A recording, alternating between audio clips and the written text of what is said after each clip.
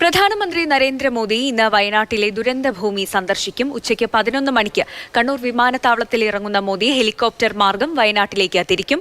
മുഖ്യമന്ത്രി പിണറായി വിജയൻ, ഗവർണർ ആരിഫ് മുഹമ്മദ് ഖാൻ, കേന്ദ്ര സഹമന്ത്രി സുരേഷ് ഗോപി തുടങ്ങിയവരും പ്രധാനമന്ത്രിക്കൊപ്പം ഉണ്ടാകും.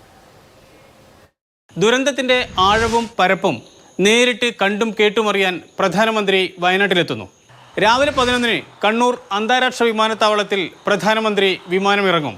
ഇന്ത്യൻ എയർഫോഴ്സിന്റെ B777 വിമാനത്തിലാണ് പ്രധാനമന്ത്രി എത്തുക. പിന്നീട് ഹെലികോപ്റ്ററിൽ നേരെ വയനാട്ടിലേക്ക്. ഹെലികോപ്റ്ററിലിരുന്ന് പ്രധാനമന്ത്രിയും സംഘവും ദുരിതബാധിത മേഖലകൾ നിരീക്ഷിക്കും. തുടർന്ന് കൽപ്പറ്റയിൽ ഇറങ്ങുന്ന പ്രധാനമന്ത്രി ചൂരൽമലയും സൈന്യം നിർമ്മിച്ച ബെയ്ലി പാലവും സന്ദർശിക്കും. പിന്നീട് ദുരിതാശ്വാസ ക്യാമ്പിലും ആശുപത്രിയിലും എത്തുന്ന പ്രധാനമന്ത്രി ക്യാമ്പിൽ കഴിയുന്നവരെയും ആശുപത്രിയിൽ ചികിത്സയിലുള്ളവരെയും നേരിട്ട് സന്ദർശിക്കും. പിന്നീട് അവലോകന യോഗത്തിൽ പങ്കെടുക്കും.